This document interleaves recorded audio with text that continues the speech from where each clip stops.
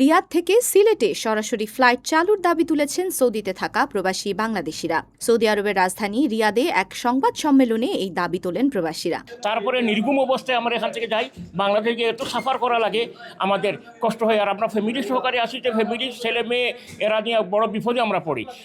আমরা দীর্ঘদিন ধরে সৌদি আরব থাকি ফ্যামিলি নিয়ে। অনেক সময় মন চায় দেশে যাওয়ার জন্য, কিন্তু দেশে যেতে হলে যে ঢাকা, রিয়াদ টু ঢাকা, ঢাকা টু সিলেট, অনেক সময় বাচ্চারা যাইতে চায় না।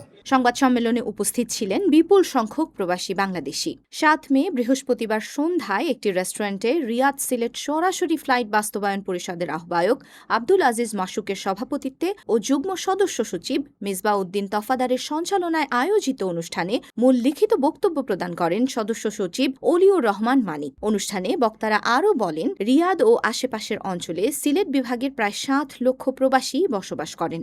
এছাড়াও ফ্যামিলি ভিজিট ও উমরা ভিসায় উল্লেখযোগ্য সংখ্যক হাজি সিলেট থেকে ঢাকা হয়ে রিয়াদে যাতায়াতের সময় অবর্ণনীয় দুর্ভোগে পড়েন।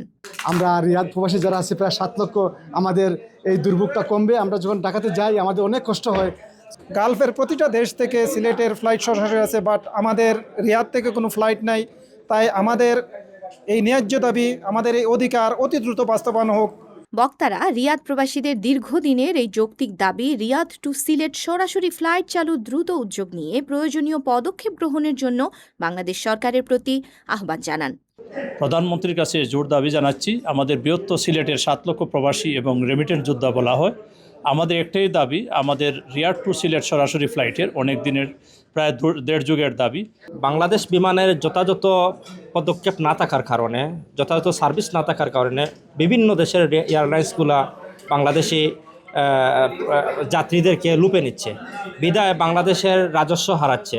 অনুষ্ঠানে বক্তব্য রাখেন জালালাবাদ অ্যাসোসিয়েশন রিয়াদের সভাপতি ইসমাইল হোসেন, সিলেট বিভাগ প্রবাসী গণদাবি পরিষদের সভাপতি মাওলানা শাহেদ আহমদ, আঞ্জুমানে আল ইসলাহ রিয়াদের প্রধান উপদেষ্টা আব্দুল মালিক জাবের, সিলেট বিভাগ প্রবাসী পরিষদের প্রধান উপদেষ্টা আলিমুদ্দিন মাহমুদ, প্রবাসী চিকিৎসক ড.